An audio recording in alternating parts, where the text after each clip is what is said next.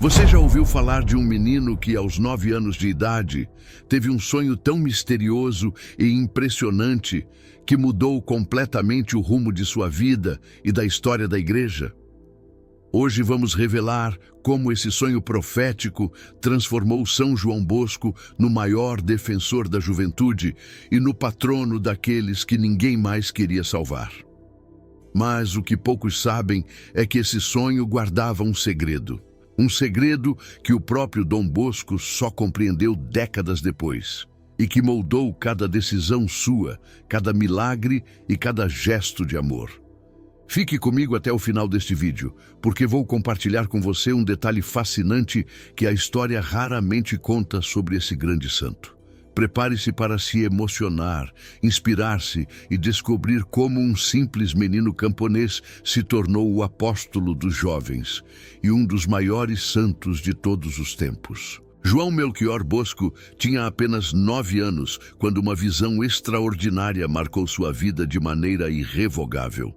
Era uma noite tranquila na modesta casa de sua família em Betti, um vilarejo pobre no norte da Itália. A pequena residência, construída de pedra e madeira, estava envolta em silêncio, com o som distante de grilos ecoando nos campos ao redor. Naquele ambiente humilde, o jovem João adormeceu, exausto após um dia de trabalho no campo.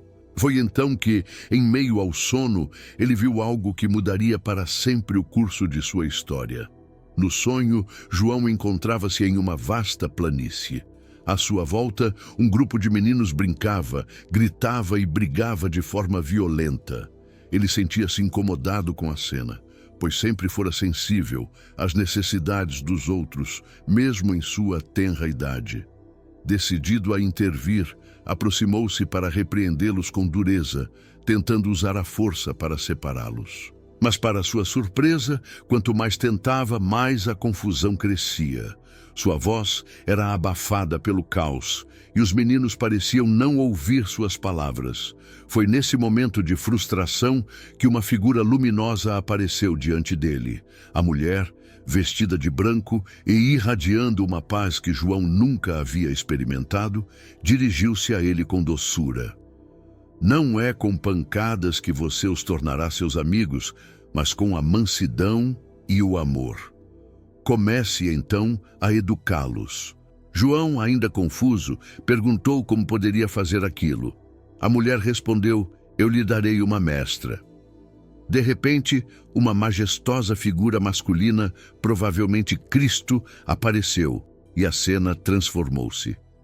Os meninos briguentos agora eram cercados por animais selvagens, leões, lobos e ursos. João ficou apavorado, mas, sob o olhar do homem, os animais começaram a mudar de forma, transformando-se em cordeiros dóceis que brincavam ao seu redor. Quando João acordou, estava tomado por emoções contraditórias. O sonho parecia incrivelmente real. Ele sentia o coração acelerado e uma estranha mistura de temor e consolação. Quem era aquela mulher? E por que lhe falava de educar meninos? A cena dos animais transformados em cordeiros parecia impossível de esquecer. Ele correu para contar à mãe, Margarida, uma mulher de fé inabalável, que, apesar das dificuldades, educava seus filhos com profundo amor. Margarida ouviu atentamente e, em sua sabedoria simples, disse ao filho: "João, talvez Deus tenha planos para você." Nos dias seguintes, João não conseguiu tirar o sonho da cabeça. Ele não era o tipo de menino que buscava liderança ou destaque. Ao contrário, a perda precoce de seu pai, Francisco Bosco, havia o tornado introspectivo e responsável desde muito cedo. Mas aquela experiência parecia apontar para algo maior, algo que ele ainda não compreendia completamente. Apesar disso, João começou a observar os meninos de sua vila com um olhar diferente. Quando via as crianças discutindo ou brigando, sentia uma inquietação no coração, como se fosse chamado a fazer algo. No entanto, ele não sabia como começar. Algumas semanas depois, um episódio o fez lembrar novamente do sonho. Um grupo de meninos estava jogando pedras em pássaros no campo, rindo enquanto os animais tentavam escapar desesperados. João, impulsionado por uma força interior que não compreendia, aproximou-se e falou com firmeza. Por que vocês não usam essa energia para algo melhor? Venham cá, eu lhes ensinarei algo novo. Com curiosidade, os meninos o seguiram, e ele começou a entretê-los com acrobacias que havia aprendido em feiras locais. Em pouco tempo, eles estavam rindo juntos e as pedras haviam sido esquecidas. Foi a primeira vez que João percebeu o poder de conquistar corações com bondade. Naquela noite, ao relembrar o ocorrido, ele voltou a pensar no sonho. Sentia que sua vida tinha um propósito maior, mas isso o assustava. Como um menino pobre, sem estudo formal, poderia realizar algo tão grandioso? Era uma pergunta que ecoaria em sua mente por anos, até que pouco a pouco o plano divino começasse a se revelar. Apesar do medo, o pequeno João encontrou consolo nas palavras de sua mãe. Se Deus está lhe chamando, Ele mesmo abrirá o caminho. Essa frase tornou-se um alicerce para ele. Cada vez que o desânimo ameaçava dominá-lo, ele lembrava daquela visão e da promessa de que receberia uma mestra. Margarida, por sua vez, percebia a inquietação do filho, mas sabia que Deus operava no silêncio e no tempo certo. Assim, ela continuava a encorajar João, ensinando-o a rezar com fervor e a confiar na providência. Os anos seguintes seriam marcados por desafios e momentos de dúvida, mas aquela noite de sonho tornou-se um farol na escuridão. João não sabia ainda, mas estava sendo moldado para uma missão extraordinária. A visão que tivera não era apenas um evento isolado, mas o primeiro capítulo de uma vida dedicada a transformar o mundo, um coração de cada vez. Essa história, que começa com um sonho, não é apenas um relato de fé, mas também um convite para todos que enfrentam incertezas. Mesmo os caminhos mais humildes podem esconder grandes propósitos, quando guiados pelo amor e pela fé. Assim foi o início da trajetória de São João Bosco, o santo que encontrou sua missão no meio da simplicidade e que, ainda menino, começou a ouvir a voz de Deus em sua vida. João Bosco nasceu em 16 de agosto de 1815, no pequeno vilarejo de Bec, uma região rural no norte da Itália, cercada por colinas verdejantes e campos cultivados. A terra, fértil mas exigente, moldava o caráter dos camponeses, que viviam de maneira simples e enfrentavam as adversidades com resiliência. A família Bosco era pobre, mas unida e sustentada por valores sólidos de fé e trabalho. O pai de João, Francisco, trabalhava incansavelmente para garantir o sustento da esposa Margarida e dos 3 filhos. Porém, a tranquilidade da infância de João foi abruptamente interrompida por uma tragédia que marcaria sua vida para sempre. Quando João tinha apenas 2 anos, seu pai adoeceu gravemente. Sem acesso a médicos ou recursos para tratar o que parecia ser uma pneumonia, Francisco não resistiu. Sua morte deixou Margarida sozinha, com a responsabilidade de criar 3 meninos pequenos em meio à pobreza. Para João, a perda foi um golpe profundo. Ele ainda era jovem demais para compreender plenamente o significado da morte, mas sentia a ausência do pai como uma sombra que pairava sobre sua casa. A imagem de Francisco, silencioso e terno, permaneceu em sua memória como um exemplo de força e sacrifício. Margarida, no entanto, recusava-se a se entregar ao desespero.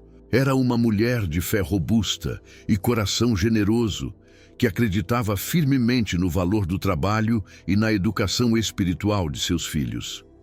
Com um esforço extraordinário, ela assumiu o papel de mãe e pai, ensinando João e seus irmãos a cultivar a terra, cuidar dos animais e enfrentar a vida com coragem. Para João, Margarida tornou-se um modelo de amor incondicional e resiliência. e suas lições o acompanhariam por toda a vida. A infância de João era marcada por dias longos e árduos. Ele trabalhava na lavoura ao lado dos irmãos, ajudando a arar a terra e a colher os frutos que sustentavam a família. Embora o trabalho fosse pesado para uma criança, João raramente reclamava. Ele carregava dentro de si uma alegria natural, uma energia que parecia transbordar mesmo nas tarefas mais simples. À noite, porém, quando o trabalho cessava, João reunia os vizinhos e crianças da vila para contar histórias. Suas narrativas eram cheias de entusiasmo e imaginação, e sua habilidade em cativar as pessoas era evidente desde cedo. Foi também nessa época que João começou a nutrir um desejo intenso de aprender. Apesar das dificuldades financeiras, ele ansiava por conhecimento e sentia-se atraído pela leitura e pelos estudos. Porém, na pequena vila onde morava, a educação era um privilégio inacessível para a maioria. Margarida, percebendo o entusiasmo do filho, incentivava-o a estudar com o que estivesse ao seu alcance. João aproveitava qualquer oportunidade para observar professores ou assistir a pequenas aulas informais organizadas por outros camponeses. O maior obstáculo, no entanto, não era apenas a falta de escolas, mas também a pobreza que limitava suas opções. João costumava ver outros meninos mais ricos indo para a escola com seus livros e uniformes, enquanto ele ficava para trás, cuidando das tarefas do campo. Essa disparidade o incomodava profundamente. Ele sabia que, sem educação, jamais poderia realizar algo significativo. Ao mesmo tempo, o sonho que tivera na infância permanecia em sua mente, alimentando sua esperança de que um dia algo maior seria possível. Um momento decisivo em sua infância ocorreu quando João foi trabalhar para uma família vizinha para complementar a renda da casa. Ele era tratado como um servo, recebendo comida e um lugar para dormir em troca de trabalho exaustivo. Apesar das condições difíceis, João usava o pouco tempo livre para estudar sozinho, lendo tudo o que conseguia encontrar. Certa vez, quando estava sentado à sombra de uma árvore lendo um pequeno catecismo que sua mãe lhe dera, foi surpreendido pelo dono da casa. "Você acha que isso vai te levar a algum lugar?" zombou o homem. João, em vez de se intimidar, respondeu com firmeza: "Sim, eu acredito que vai." Essa determinação de João era alimentada por sua fé e pela certeza de que Deus tinha um propósito para ele. Porém, os desafios não eram apenas externos. Ele também enfrentava o desprezo de algumas pessoas da vila que consideravam sua ambição de estudar um desperdício para alguém tão pobre. "Você deveria aceitar sua vida como ela é", diziam alguns. João, porém, recusava-se a acreditar que sua condição atual definisse todo o seu futuro. Apesar das dificuldades, João começou a mostrar sinais de um espírito generoso e compassivo. Ele dividia seu tempo entre o trabalho e o cuidado com outras crianças da vila, muitas vezes ensinando-as o que aprendia em seus momentos de estudo.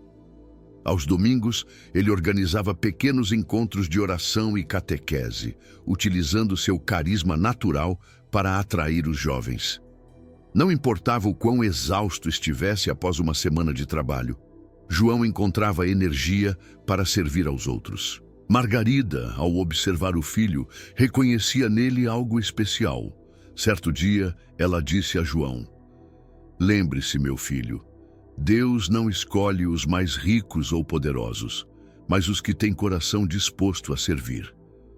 Essas palavras ficaram gravadas em sua memória e tornaram-se um guia para os anos vindouros. Aos poucos, o menino pobre de Beck começou a perceber que sua vida, embora marcada pela pobreza e pela perda, era também rica em possibilidades. Cada desafio enfrentado parecia fortalecer sua determinação e moldar seu caráter.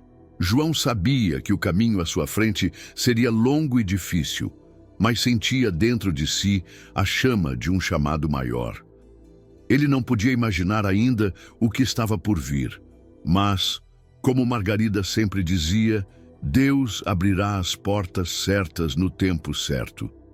João Bosco tinha o coração inflamado pelo desejo de aprender, mas a realidade dura da vida no campo parecia conspirar contra seus sonhos. Apesar de sua determinação, ele sabia que a pobreza da família tornava a educação formal quase impossível. Foi então que, aos 12 anos, ele decidiu tomar uma atitude audaciosa para alguém tão jovem: sair de casa em busca de oportunidades que o ajudassem a alcançar o conhecimento que tanto desejava. Com o apoio relutante de sua mãe, João partiu para trabalhar em fazendas e vilas próximas, aceitando qualquer tarefa que lhe garantisse sustento e, ocasionalmente, algum tempo para estudar. João aprendeu a ser sapateiro, alfaiate e até ferreiro. Cada ofício era uma oportunidade não apenas para sobreviver, mas para se aproximar do sonho de estudar. Ele observava cada detalhe com olhos atentos, absorvendo o que podia das pessoas que encontrava pelo caminho. Uma dessas pessoas foi um padre local, que, ao perceber o entusiasmo de João, ofereceu-se para ensiná-lo o básico da gramática e da matemática. João agarrava esses momentos como quem bebe água no deserto. No entanto, mesmo com essa ajuda, ele sabia que precisaria ir além para alcançar algo maior. Enquanto trabalhava, João desenvolvia sua habilidade natural de se conectar com as pessoas. Ele começou a reunir crianças e jovens para ensinar-lhes orações e lições simples de catecismo. Muitas dessas crianças viviam em condições ainda mais difíceis que as dele, e João sentia um profundo chamado para ajudá-las. Ele não tinha recursos materiais para oferecer, mas sua presença, suas palavras e seu entusiasmo transformavam cada encontro em um momento especial. Mesmo sem perceber, ele já começava a viver sua vocação de educador e pastor. Porém, não demorou para que as dificuldades o colocassem à prova. Em certo momento, João foi acolhido por uma família rica que ofereceu abrigo em troca de seu trabalho. Ele cuidava dos cavalos e fazia outros serviços domésticos, mas sentia-se humilhado com o desprezo de alguns membros da casa, que o tratavam como inferior.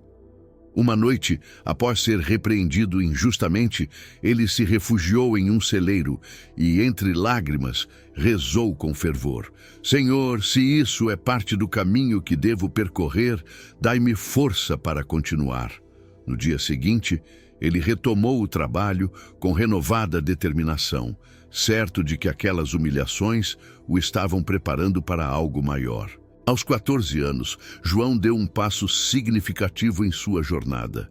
Com o dinheiro que havia economizado, ele conseguiu se matricular em uma pequena escola na cidade vizinha de Castelnuovo.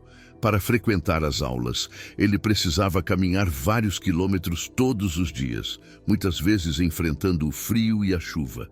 Apesar do cansaço físico, ele sentia-se animado com cada lição aprendida. João estudava com tanto afinco que rapidamente chamou a atenção de seus professores. Um deles, impressionado com sua inteligência e disciplina, comentou: João, você tem algo especial. Não desista, pois pode chegar muito longe. Enquanto os estudos progrediam, a vocação de João começava a se tornar mais clara. Ele sabia que queria dedicar sua vida a Deus, mas não sabia ao certo como isso se concretizaria. Foi então que encontrou seu primeiro grande mentor, o Padre Calosso, um sacerdote idoso que viu em João um potencial extraordinário. Padre Calosso ofereceu-se para ser seu tutor espiritual e acadêmico, ensinando-lhe latim e aprofundando sua formação religiosa. João sentia que finalmente havia encontrado um guia que o ajudaria a abrir as portas para o futuro. No entanto, essa relação preciosa foi interrompida de forma abrupta. Após alguns meses de convivência, o Padre Calosso faleceu repentinamente. João ficou devastado.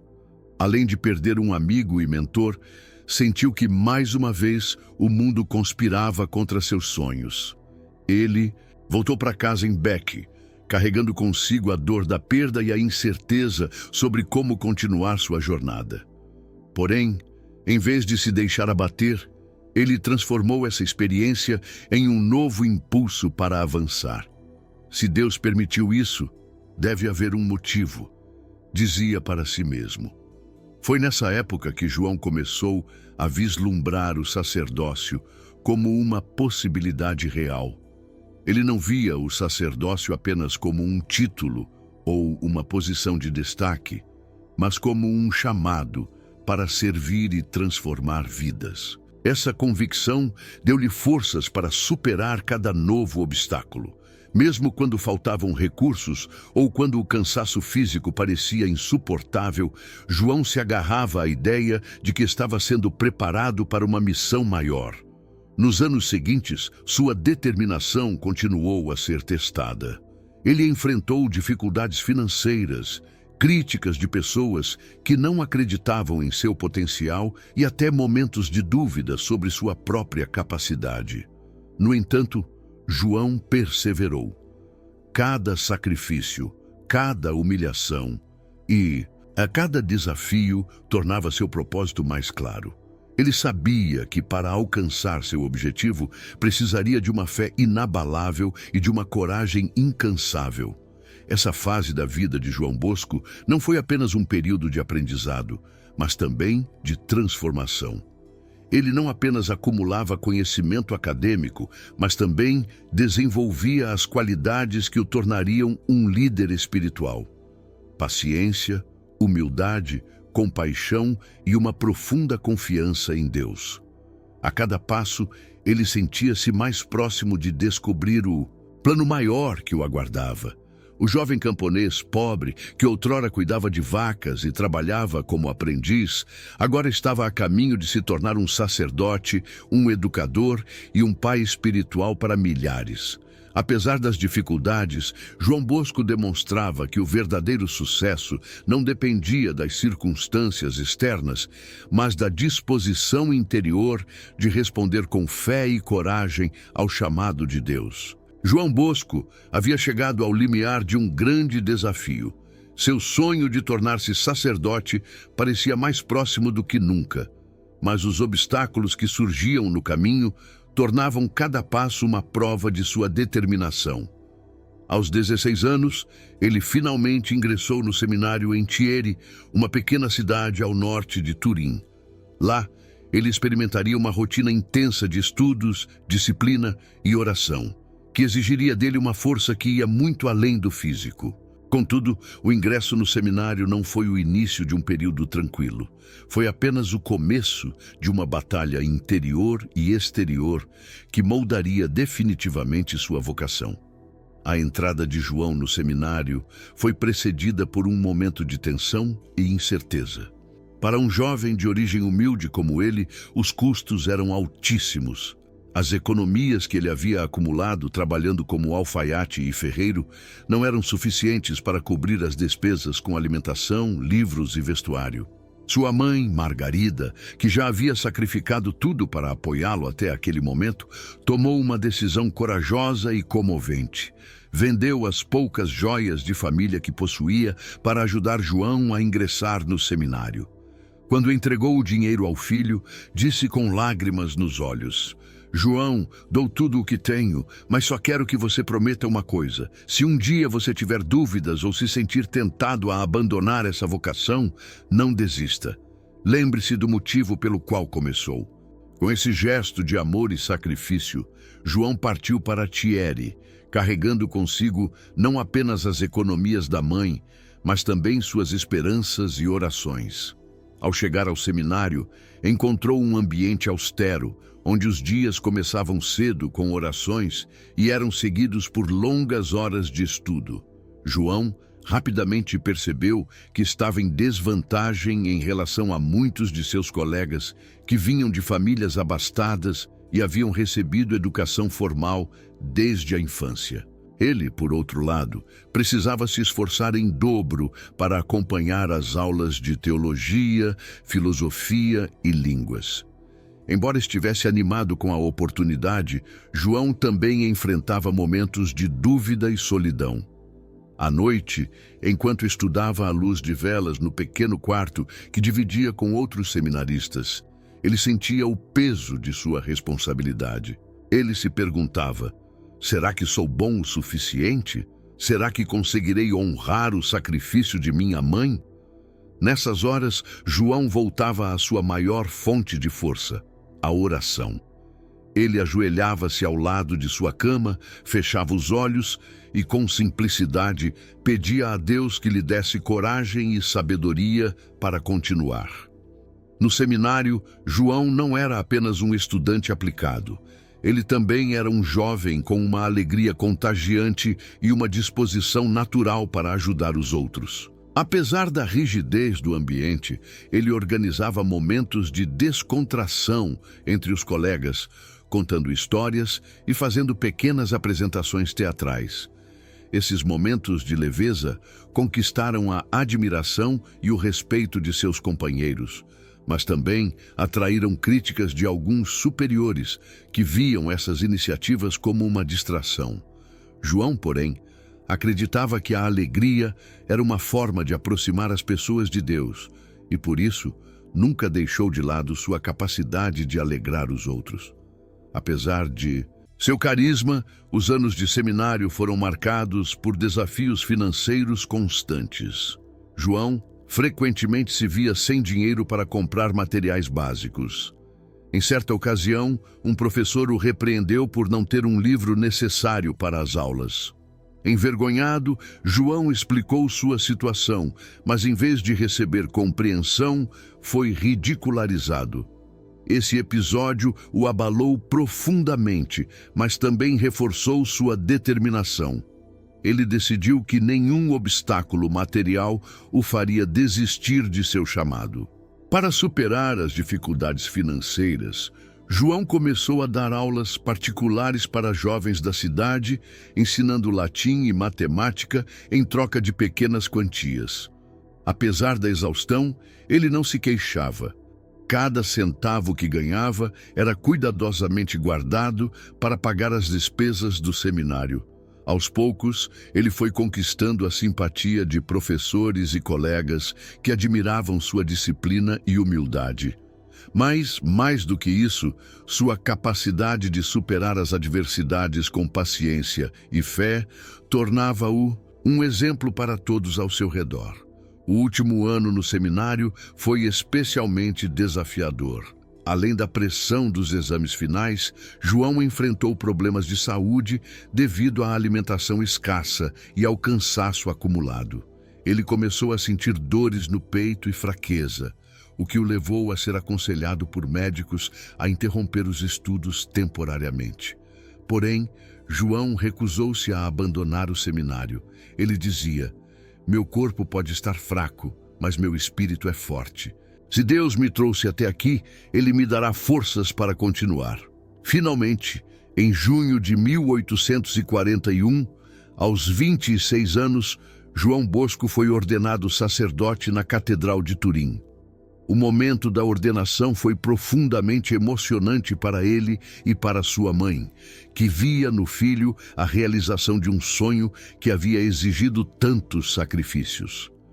Quando João vestiu a batina pela primeira vez, Margarida aproximou-se dele e sussurrou: "Agora você pertence a Deus e aos pobres. Nunca se esqueça disso."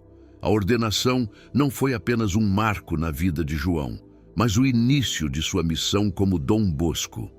Ele sabia que o sacerdócio era mais do que um título, era um compromisso de dedicar sua vida ao serviço dos outros.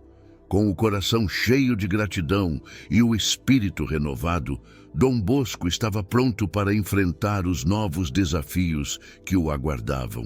Sua luta pelo sacerdócio havia sido árdua, mas também o preparara para o que estava por vir: a missão de transformar a vida de milhares de jovens. Ordenado sacerdote em 1841, Dom Bosco começou sua missão pastoral com entusiasmo, mas também com muitas dúvidas sobre como deveria concretizar seu chamado. Ele sabia que Deus o havia destinado a trabalhar em favor dos jovens, mas não tinha ideia de por onde começar. Sua primeira designação foi como assistente de um padre idoso, na igreja de São Francisco de Assis, em Turim. Turim, naquela época, era uma cidade em transformação, marcada pela industrialização nascente, pela desigualdade social gritante e por uma pobreza que assolava as ruas. Foi nesse contexto que Dom Bosco se deparou com uma realidade que o tocou profundamente. Os meninos de rua. Em um domingo, logo após celebrar sua primeira missa, Dom Bosco encontrou Bartolomeu Garelli, um garoto magro e sujo, que havia entrado na igreja mais por curiosidade do que por devoção. Bartolomeu tinha 16 anos, mas parecia muito mais jovem devido à desnutrição e ao cansaço evidente em seu rosto. Ele era um dos muitos jovens que viviam nas ruas de Turim, sobrevivendo de biscates e pequenos furtos. Quando Dom Bosco o abordou, Bartolomeu reagiu com desconfiança, pois estava acostumado a ser ignorado ou maltratado por adultos. Contudo, a abordagem de Dom Bosco foi diferente. Ele não perguntou o que o menino havia feito ou por que estava ali, mas simplesmente perguntou seu nome e o convidou a conversar. Sentados nos degraus da igreja, Dom Bosco ouviu atentamente a história de Bartolomeu. O menino era órfão, sem família ou qualquer apoio, e trabalhava como aprendiz de pedreiro em condições desumanas. Ao ouvir as dificuldades enfrentadas pelo jovem, Dom Bosco sentiu uma mistura de tristeza e indignação. Ele percebeu que Bartolomeu não era um caso isolado, mas representava centenas, talvez milhares de jovens que viviam na mesma situação. Naquele momento, Dom Bosco tomou uma decisão que mudaria sua vida para sempre: dedicar-se inteiramente àqueles meninos que ninguém queria. Na semana seguinte, Dom Bosco começou a reunir outros jovens como Bartolomeu. Ele os encontrava nas ruas, nas praças e até mesmo nas prisões de Turim. Muitos deles estavam sujos, famintos e cheios de cicatrizes físicas e emocionais. Alguns eram desconfiados, outros agressivos, mas todos compartilhavam o mesmo olhar vazio de quem havia perdido a esperança. Dom Bosco sabia que ganhar a confiança desses jovens seria um desafio imenso, mas estava disposto a enfrentá-lo. Ele não os via como delinquentes ou vagabundos, mas como almas preciosas que precisavam de amor e orientação. Os encontros aconteciam aos domingos no que ele chamou de oratório festivo. Dom Bosco alugava pequenos espaços para reunir os meninos, onde ensinava catecismo, orações e até mesmo ofícios manuais. Contudo, esses encontros não eram fáceis. Muitas vezes, ele era hostilizado pelos vizinhos que não queriam meninos de rua em suas proximidades. Dom Bosco era chamado de ingênuo e até mesmo de louco por dedicar-se a jovens que a sociedade considerava irrecuperáveis. Em certa ocasião, ele foi expulso do local onde realizava os encontros e teve que recomeçar em outro lugar, sem dinheiro e com ainda mais dificuldades. Apesar dos desafios, Dom Bosco não desanimava. Ele encontrava forças na alegria dos jovens que, aos poucos, começavam a confiar nele. Bartolomeu, que havia sido o primeiro a ser acolhido, tornou-se um exemplo para os outros. Ele ajudava Dom Bosco a organizar os encontros e encorajava outros meninos a participar. Para Dom Bosco, cada sorriso, cada pequena mudança no comportamento dos jovens era um sinal de que estava no caminho certo. A relação de Dom Bosco com os meninos não era baseada na autoridade ou na imposição de regras, mas no amor e na confiança.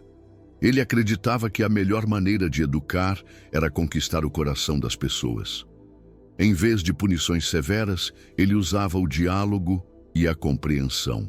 Essa abordagem, revolucionária para a época, começou a dar frutos. Muitos jovens que antes viviam nas ruas ou em prisões começaram a mudar suas vidas, Eles aprendiam ofícios, reencontravam a dignidade e, mais importante, redescobriam sua fé. No entanto, a luta de Dom Bosco estava longe de terminar. Ele enfrentava não apenas a resistência da sociedade, mas também a falta de recursos. Havia dias em que não tinha dinheiro para alimentar os meninos e noites em que dormia preocupado com o futuro do oratório. Nessas horas, ele recorria à oração, pedindo a Deus força e orientação.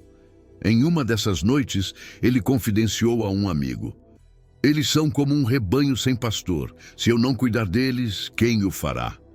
A missão de Dom Bosco com os meninos de rua tornou-se o alicerce de toda a sua obra. Ele havia encontrado seu propósito e, com isso, também encontrou um caminho para transformar a vida de centenas de jovens que, de outra forma, seriam abandonados à própria sorte. O pequeno oratório, que começou com Bartolomeu e alguns outros, cresceria e se tornaria um símbolo de esperança para toda a juventude de Turim. Dom Bosco estava apenas começando, mas sua determinação e fé já estavam iluminando o caminho para aqueles que mais precisavam. No coração de Turim, em meio ao caos urbano e à pobreza extrema, Dom Bosco deu um passo decisivo em sua missão: fundar o Oratório de Valdoco. Não foi apenas uma escolha logística, mas o resultado de uma luta incessante contra adversidades que pareciam intransponíveis. Ele havia começado com pequenos encontros aos domingos, mas sabia que para transformar de fato a vida dos jovens marginalizados, era necessário algo mais sólido, um lugar que eles pudessem chamar de casa.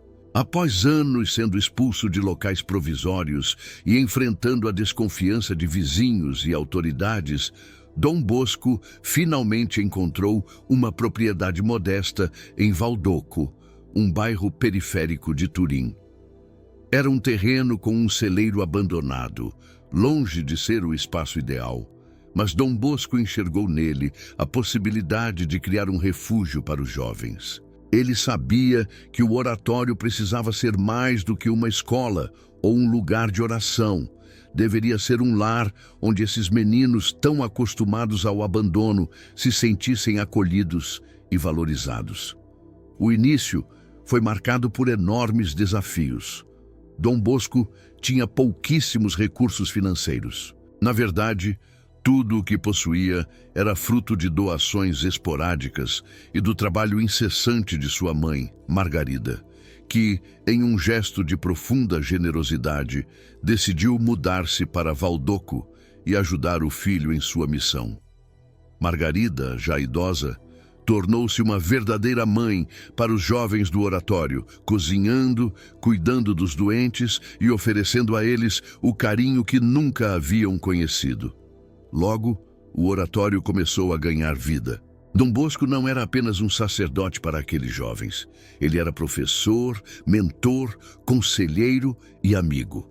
Durante o dia, ensinava-lhes ofícios manuais como marcenaria, alfaiataria e tipografia, preparando-os para uma vida digna no mercado de trabalho. À noite, reunia-os para momentos de oração e catequese, mostrando-lhes que eram amados por Deus, mesmo quando o mundo os rejeitava. Um dos momentos mais comoventes dessa fase ocorreu quando Dom Bosco recebeu um menino chamado Miguel, que havia sido abandonado pela própria família. Miguel era rebelde e desconfiado, mas aos poucos foi se abrindo ao carinho de Dom Bosco e de Margarida.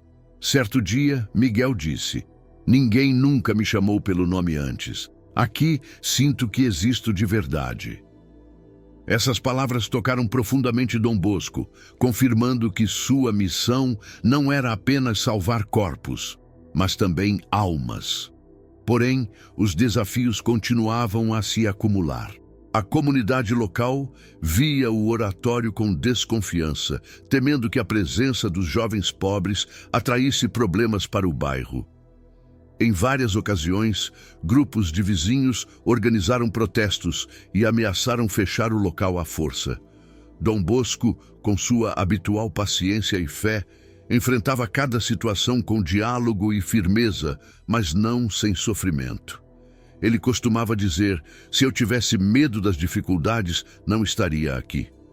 Além disso, o crescimento do oratório trouxe novas necessidades financeiras.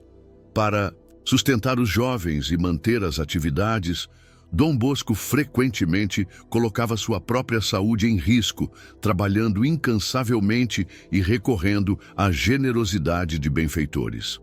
Em uma ocasião, quando não havia dinheiro suficiente para comprar comida, ele entrou em uma igreja vazia e rezou de joelhos, pedindo por ajuda. Poucas horas depois, um desconhecido apareceu no oratório com uma doação significativa, dizendo que havia sentido um chamado inexplicável para ajudar. Para Dom Bosco, esses momentos eram provas concretas de que Deus estava guiando sua obra. Apesar das dificuldades, o oratório de Valdoco tornou-se um verdadeiro oásis de esperança. Os jovens que antes viviam nas ruas agora tinham um lugar onde podiam crescer e sonhar. Dom Bosco não apenas supria suas necessidades materiais, mas também os inspirava a acreditar em si mesmos e a encontrar propósito na vida. Ele introduziu o que chamava de sistema preventivo, uma abordagem educativa baseada na razão, na religião e no amor. Em vez de castigos, ele usava a paciência e o diálogo para corrigir os erros dos jovens, conquistando seus corações de maneira única. Com o passar do tempo, o oratório tornou-se mais do que um abrigo. Era um centro de transformação social e espiritual, onde meninos que antes eram rejeitados pela sociedade aprendiam a se valorizar e a contribuir para o bem comum. Dom Bosco frequentemente dizia: não basta salvar a alma, é preciso dar a eles uma vida digna. Essa visão integradora foi o que tornou sua obra tão revolucionária e duradoura. Um momento de grande tensão aconteceu quando um grupo de autoridades locais tentou fechar o oratório, alegando que ele funcionava de maneira ilegal. Dom Bosco, que já estava acostumado a enfrentar adversidades, reuniu os jovens e explicou a situação com serenidade, pedindo que rezassem juntos. No dia seguinte, surpreendentemente, a ordem foi revogada e o oratório pôde continuar suas atividades. Para Dom Bosco, esse episódio foi mais uma confirmação de que sua missão estava protegida por uma força maior. Ao final dessa fase, o oratório de Valdoco já não era apenas um sonho. Era uma realidade viva que transformava vidas. A fé inabalável e a determinação de Dom Bosco haviam superado as barreiras da pobreza, da desconfiança e da oposição. Ele sabia que ainda havia muito a ser feito, mas cada jovem que saía do oratório com uma nova perspectiva de vida era para ele uma vitória inestimável. Essa etapa na vida de Dom Bosco revelou o verdadeiro coração de sua missão: amar os jovens, especialmente os mais pobres e esquecidos, com um amor que não conhecia limites. Em Valdoco, ele havia plantado a semente de uma obra que cresceria e floresceria muito além de suas expectativas, levando esperança e dignidade a incontáveis gerações. Enquanto o oratório de Valdoco florescia, Dom Bosco continuava a enfrentar desafios imensos. Embora tivesse conquistado um espaço para acolher os jovens, a luta para manter o oratório em funcionamento exigia um esforço constante e fé inabalável. Em meio a essas dificuldades, começaram a surgir eventos extraordinários que fortaleceram não apenas sua confiança, mas também a crença de todos ao seu redor de que sua obra estava sendo guiada por algo muito maior. Uma das maiores preocupações de Dom Bosco era a alimentação dos meninos. No início, ele só conseguia oferecer um pedaço de pão duro e uma tigela de sopa para cada um. Certo dia, a despensa estava quase vazia e Margarida, sua mãe, aproximou-se dele com uma expressão de preocupação. "João, não temos comida suficiente para o jantar. O que faremos?" Dom Bosco, sereno, respondeu: "Coloque tudo na mesa e deixe o resto comigo." Quando os jovens se reuniram para a refeição, Margarida começou a servir e algo incrível aconteceu. A comida, que deveria acabar rapidamente, parecia não se esgotar. Todos comeram até ficarem satisfeitos, e ainda sobrou o suficiente para o dia seguinte. Esse evento foi testemunhado por muitos, e os meninos não paravam de comentar. Foi um milagre. Deus está com Dom Bosco. Outro momento inesquecível ocorreu durante a construção de um novo dormitório para o oratório. Dom Bosco tinha apenas uma pequena quantia em dinheiro, insuficiente para terminar a obra. Ele, no entanto, decidiu prosseguir com fé. Quando os trabalhadores pararam a construção por falta de materiais, Dom Bosco foi até eles e, segurando uma medalha de Nossa Senhora Auxiliadora, disse: "Continuem, a providência nos ajudará." No dia seguinte, um benfeitor anônimo enviou o valor exato necessário para completar a obra. Esses sinais reforçavam a convicção de Dom Bosco de que sua missão estava sendo sustentada por algo divino. Apesar dessas demonstrações de ajuda, os desafios continuavam. Em um inverno rigoroso, muitos jovens ficaram gravemente doentes e Dom Bosco não tinha recursos para comprar medicamentos. Ele passava noites em claro cuidando de cada um, oferecendo orações e palavras de conforto. Certo dia, enquanto orava por um menino que estava à beira da morte, o jovem abriu os olhos e disse: "Padre, eu me sinto melhor. Foi a sua oração que me curou." Esse episódio tornou-se conhecido entre os meninos e muitos começaram a acreditar que Dom Bosco tinha um dom especial para interceder por eles. Esses eventos não apenas fortaleceram a fé dos jovens, mas também despertaram a curiosidade e o respeito da comunidade ao redor. Muitas pessoas que antes criticavam ou desconfiavam do oratório começaram a oferecer apoio. Algumas doavam alimentos, roupas ou dinheiro, enquanto outras se ofereciam como voluntárias para ajudar na educação e cuidado dos meninos. Para Dom Bosco, esses gestos eram tão milagrosos quanto as multiplicações de alimentos ou as curas, pois vinham de corações transformados pelo amor. Entretanto, esses sinais também atraíram oposição. Alguns acusavam Dom Bosco de usar truques para manipular as pessoas, enquanto outros o acusavam de fanatismo. Em certa ocasião, ele foi abordado por um grupo de homens que exigiu que ele fechasse o oratório. Quando Dom Bosco se recusou, eles ameaçaram usar violência. Apesar do perigo, ele permaneceu calmo e respondeu: "Se Deus está comigo, quem poderá contra mim?" Milagrosamente, os homens recuaram e o oratório continuou funcionando. Esses momentos marcantes moldaram ainda mais o caráter de Dom Bosco e solidificaram sua visão de que a obra não era apenas dele, mas um chamado para unir toda a comunidade em favor dos jovens. Os sinais da providência não eram apenas manifestações extraordinárias, mas também uma prova concreta de que a fé, quando vivida com autenticidade, podia transformar até as situações mais desesperadoras. À medida que esses eventos extraordinários se acumulavam, Dom Bosco ganhava confiança para sonhar ainda mais alto. Ele começou a pensar em formas de expandir o oratório e alcançar mais jovens.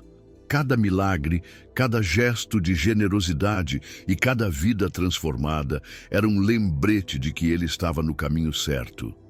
Esses primeiros milagres não apenas fortaleceram a missão de Dom Bosco, mas também inspiraram todos ao seu redor a acreditar no poder do amor, da fé e da providência divina. Com o oratório de Valdoco consolidado e centenas de jovens sob seus cuidados, Dom Bosco começou a perceber que, sozinho, não conseguiria sustentar a obra que crescia a cada dia.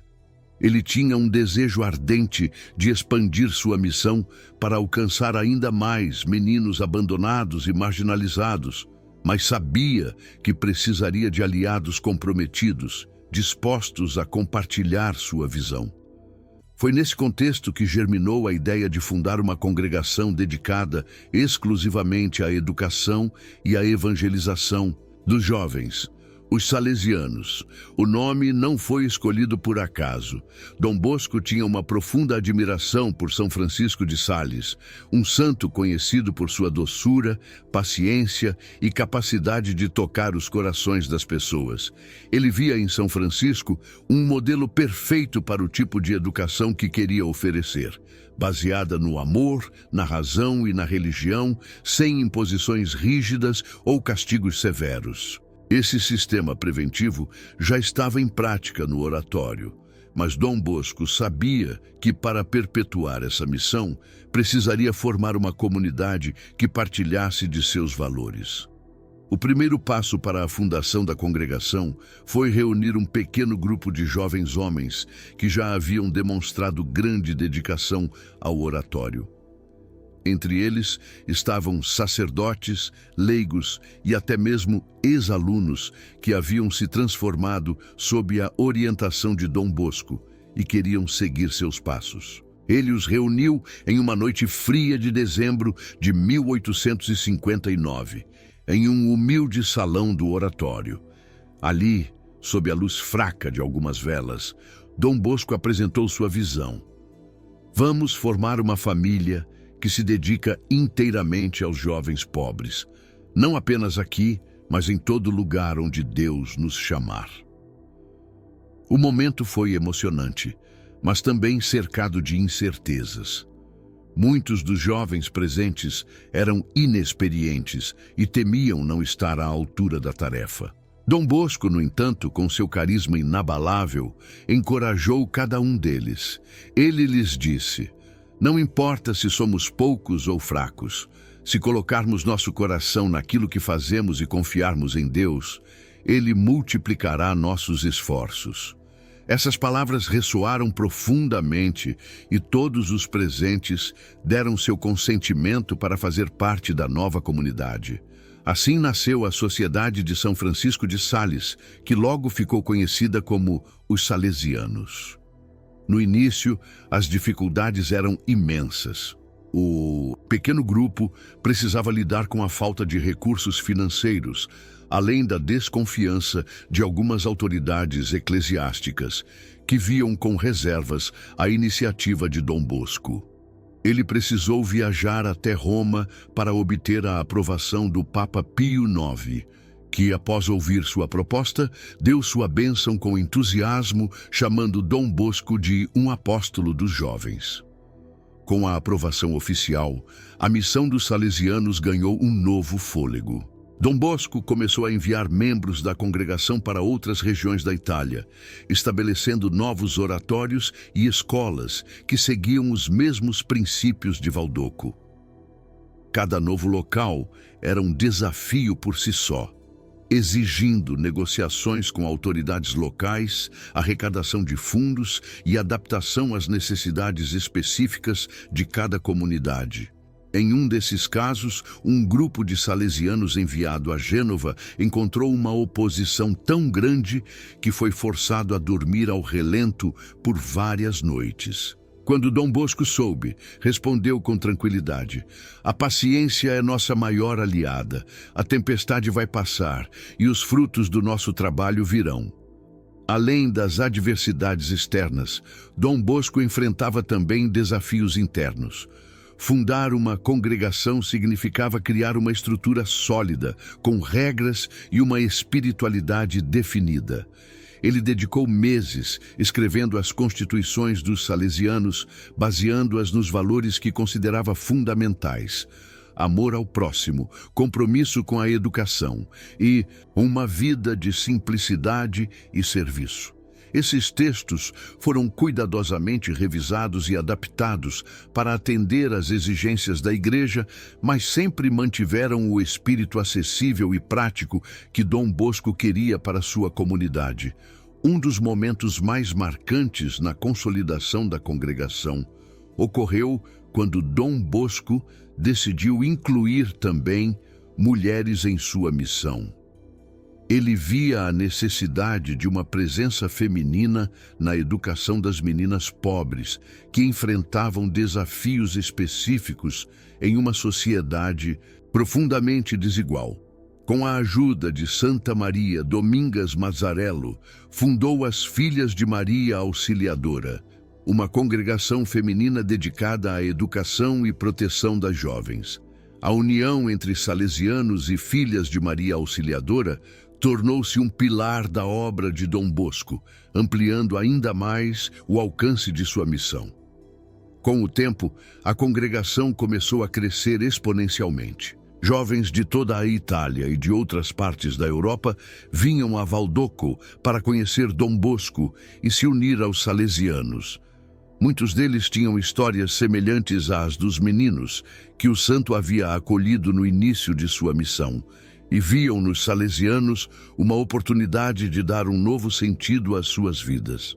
A fama de Dom Bosco se espalhou e ele começou a receber convites para enviar missionários a outros continentes. Um dos momentos mais emocionantes dessa fase foi o envio do primeiro grupo de salesianos para a América Latina. Dom Bosco sabia que os jovens indígenas e os filhos de imigrantes enfrentavam enormes dificuldades naquele continente e decidiu que sua missão precisava chegar até eles. Antes da partida, ele reuniu os missionários e, com lágrimas nos olhos, disse: "Vocês são como sementes. Onde forem plantados, nascerão frutos que nunca morrerão." Esse envio marcou o início da expansão global dos salesianos, que se tornariam uma das maiores congregações religiosas do mundo. A fundação dos salesianos foi um marco na vida de Dom Bosco e na história da Igreja. Não foi apenas uma resposta às necessidades de sua época, mas um gesto profético que antecipou os desafios de futuras gerações. Dom Bosco sabia que sua missão pessoal era limitada pelo tempo e pelo espaço. Mas, ao fundar os salesianos, ele garantiu que o trabalho que começou em Valdocco continuaria vivo, levando esperança e transformação a jovens de todo o mundo. Com os salesianos crescendo em número e alcance, Dom Bosco sentiu que sua missão estava apenas começando. No final da década de 1860, a Itália passava por profundas transformações políticas e sociais, com a unificação do país trazendo novos desafios. A pobreza e a marginalização, porém, permaneciam uma realidade inescapável para muitos jovens.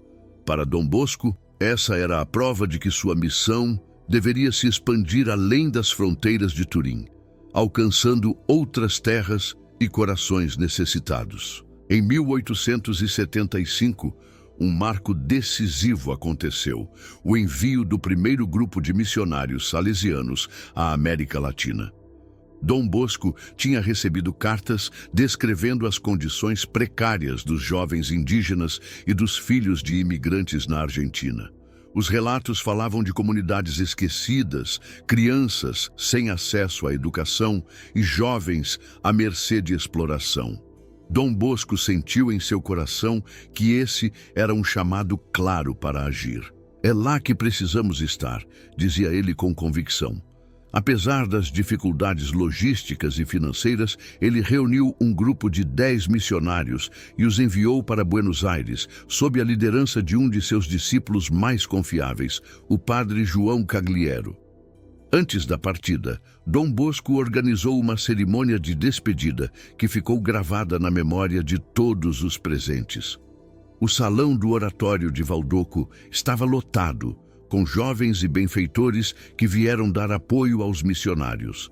Dom Bosco, visivelmente emocionado, ergueu os olhos marejados e disse: "Vocês não estão apenas cruzando o oceano, estão levando o amor de Deus para aqueles que mais precisam.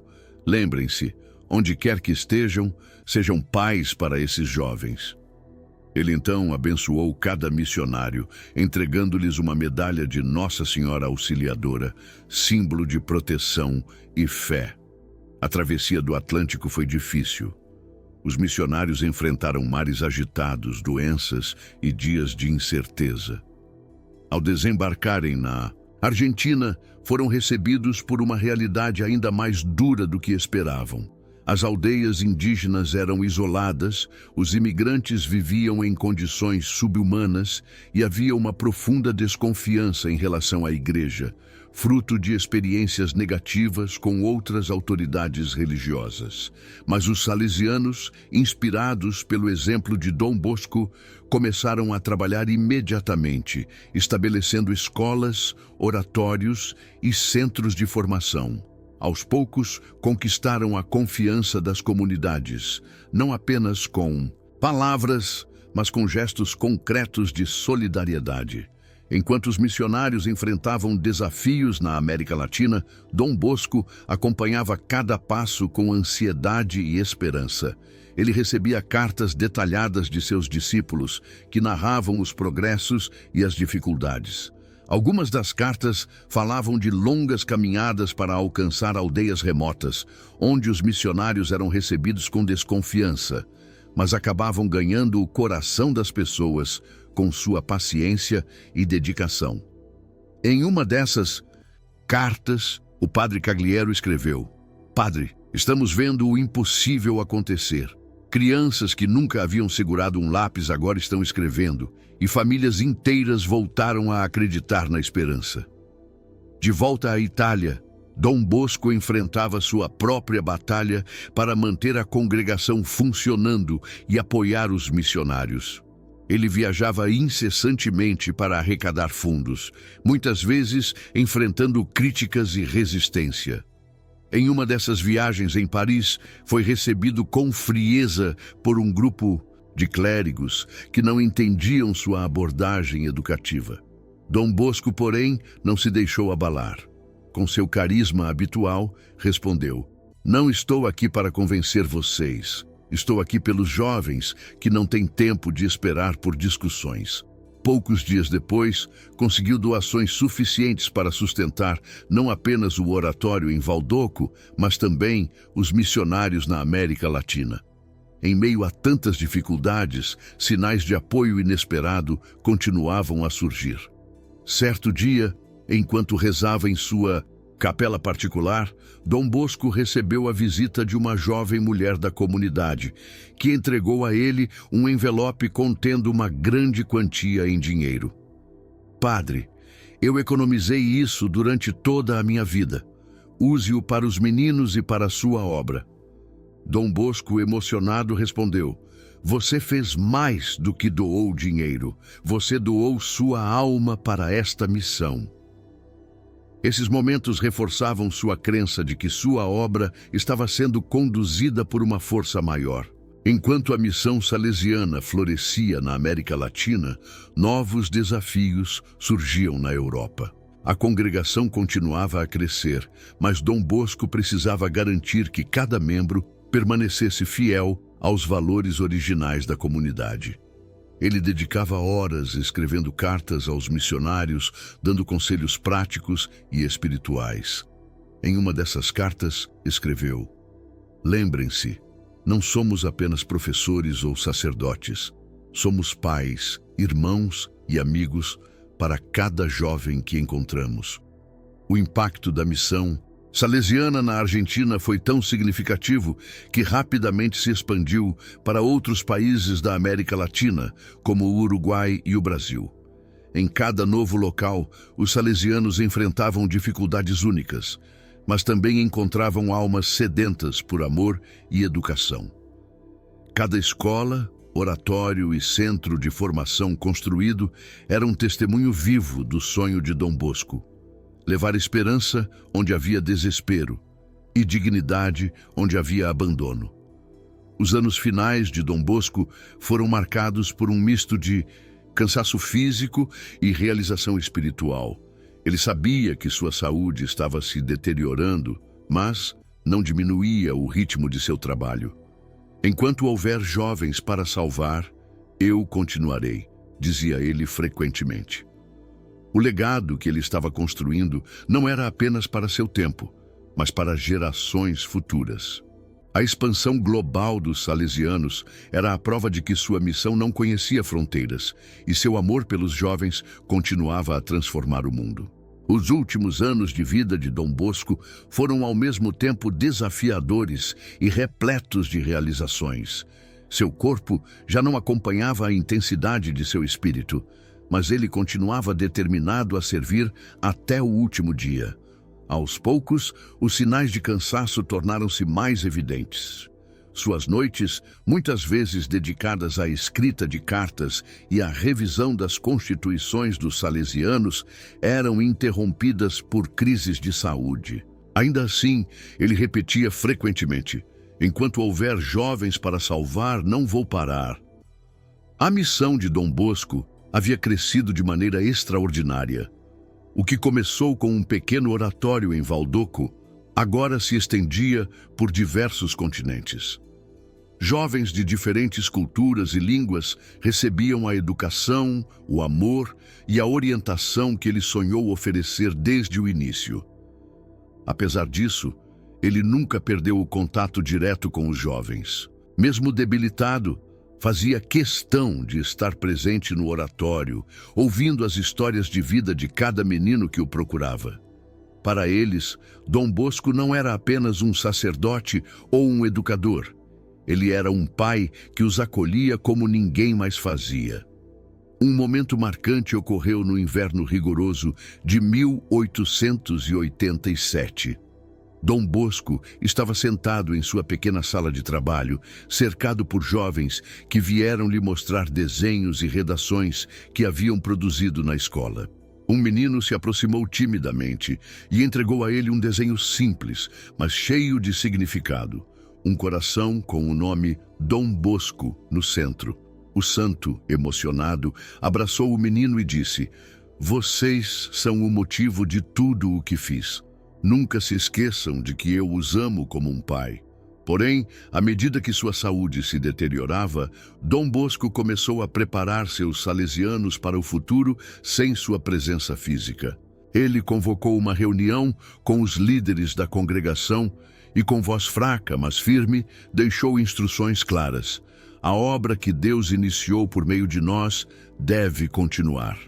Sejam fiéis aos jovens, nunca percam a confiança neles e lembrem-se de que o amor é a chave para tocar qualquer coração.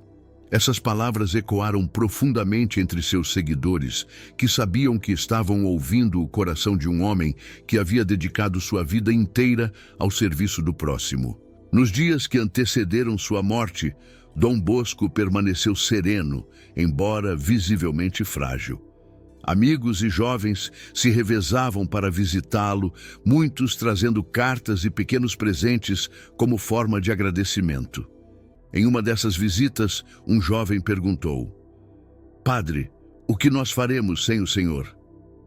Dom Bosco segurou a mão do menino e respondeu: "Você continuará o trabalho. Seja um amigo para os outros, um exemplo de bondade, e assim eu estarei sempre com você." No dia 31 de janeiro de 1888, aos 72 anos, Dom Bosco partiu para a eternidade. Sua morte foi recebida com grande tristeza, mas também com profunda gratidão. O funeral reuniu milhares de pessoas, entre jovens, famílias, religiosos e autoridades. Muitos deles compartilhavam histórias de como Dom Bosco havia transformado suas vidas. Para aqueles que o conheciam, ele não era apenas um santo em potencial, mas um homem que demonstrava a força do amor em cada ação. O impacto de Dom Bosco continuou a crescer mesmo após sua morte. Os salesianos expandiram sua presença em dezenas de países, levando sua pedagogia única a jovens de todo o mundo. Seu método baseado na razão, religião e amor tornou-se uma referência em educação, inspirando não apenas escolas católicas, mas também sistemas educacionais seculares.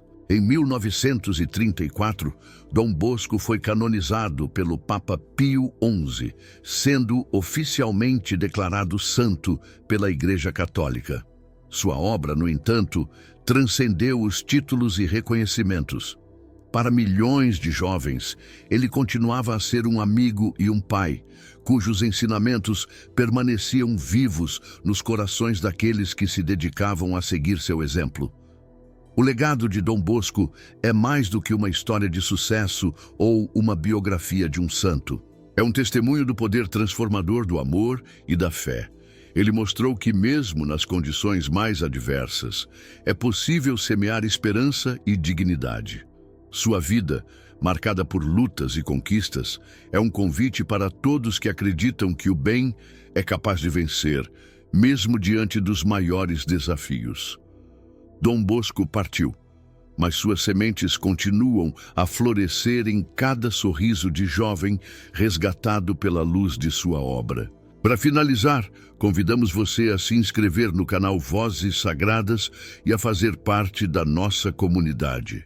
Se essa história de São João Bosco tocou o seu coração, deixe um comentário com a sua opinião, compartilhe o vídeo com amigos e familiares e não se esqueça de deixar seu like para que possamos continuar trazendo histórias inspiradoras. Queremos saber também quais santos você gostaria de ver nos próximos vídeos. Sua participação é muito importante para nós e nos ajuda a espalhar essas mensagens de fé e esperança.